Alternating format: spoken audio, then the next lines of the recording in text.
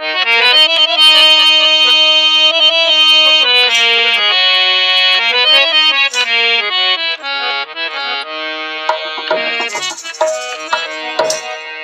फकीर जो बोल दोस्तों ने नाम एडिटर सफदर जमाली। आंगण आयो अजीब हो मूं वटि थी मेहमान, आंगण आयो अजीब अज मूं वटि थी मेहमान, हो लखे थिया एहसान सफदर हिन जमाली ते। ओ प्यारे पीरीअ जे प्यार ता सदके दोस्त मिठे दिलदार ता सदके, दोस्त मिठे दिलदार ता सदके, प्यारे पीरीअ जे प्यार ता सदके, प्यारे पीरीअ जे प्यार ता सदके, दोस्त मिठे दिलदार ता सदके, दोस्त मिठे दिलदार ता सदके।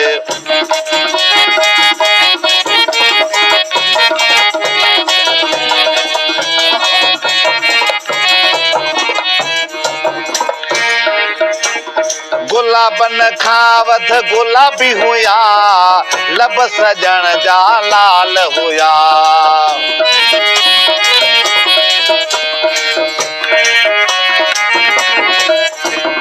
गुलाबन खां वध गुलाबी हुया, लब सजण जा लाल हुया, सुणे जे सिंगार ता सदके, सुणे जे सिंगार ता सदके, दोस्त मिठे दिलदार ता सदके, दोस्त मिठे दिलदार ता सदके।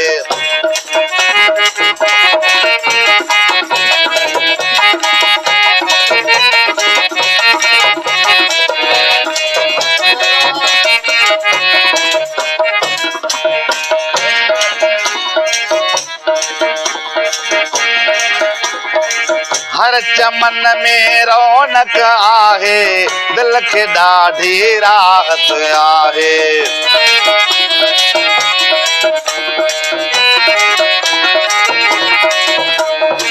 हर चमन में रौनक आहे, दिल खे ॾाढी राहत आहे, दिल खे ॾाढी राहत आहे, नियत जे निर्वार ता सदके, नियत जे निर्वार ता सदके, दोस्त मिठे दिलदार ता सदके, दोस्त मिठे दिलदार ता सदके, प्यारे पीरीअ जे प्यार ता सदके, प्यारे पीरीअ जे प्यार ता सदके,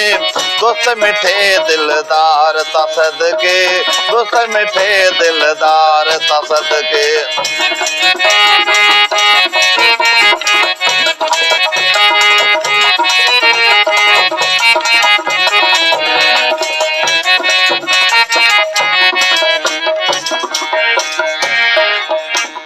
ओ खान फकीर खुश ॾाढो आहियां, पंज सजण खे थो दिल सां चाहियां,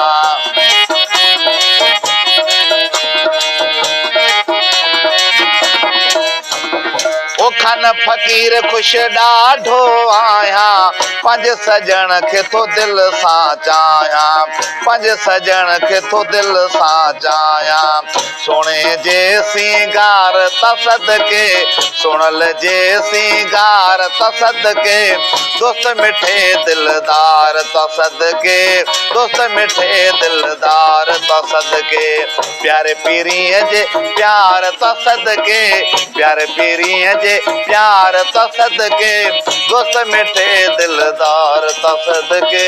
दोस्त मिठे दिलदार ता सदके। आओ